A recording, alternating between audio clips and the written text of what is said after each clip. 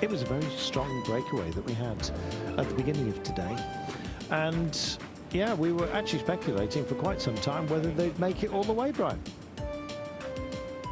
Well, they're healthy enough advantage. It went up to about 6.5 minutes, but with only Innis Grenadiers riding on the front, they were interested in the stage. There was the home stage of Omar Riley, but soon after that, Jaco Alula came up to the front, and the gap started coming down rather quickly.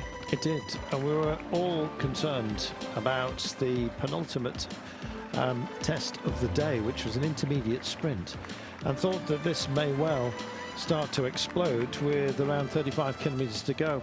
In fact, it was earlier than that margin that Jonas Vingegaard found himself alone without any teammates. Maybe just didn't need them. Bahrain doing some work. Innis had done a whole host of work as well. Got a touch of wheels within the pack, unfortunately, which did for a few. In fact, Finnish Groothardt looked very, very second-hand by the end of the day.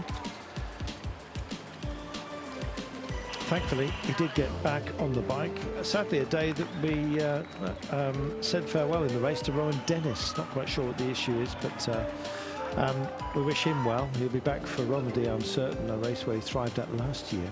Meanwhile, that intermediate sprint was certainly worth fighting for, and Jonas Vingegaard went for it. He and Izagirre going head-to-head at the line. Brandon McNulty also fancied a few bonus seconds, but 3 went to Vingegaard, and none significantly went to Landa, nearest man to him.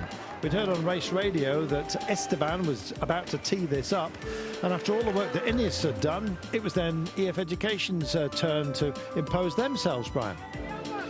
Yeah, well, Innis were nowhere in the end, so they had nobody in that kind of chase group, and you know, just disintegrated on this final climb. So did EF Education Easy Post. They only had a run there come the top, but I think with all the attacking at the bottom, with 5.5 to go, Vingegaard says, enough's enough, I'm going, who wants to come with me?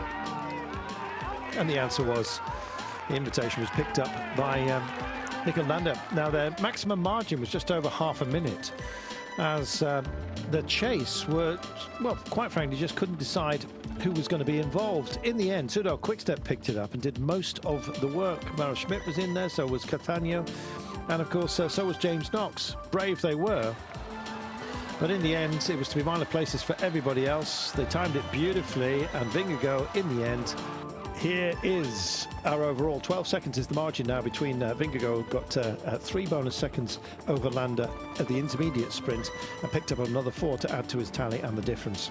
There it is, 12-second margin, 31 seconds back to Godot, Sobrero on 33, and likewise is Aguirre. Higuita sitting down in 47 seconds in arrears, Rigoberto around on 49. Some of these riders as well might try something tomorrow. It's a bit of a sort of a rolling stage, but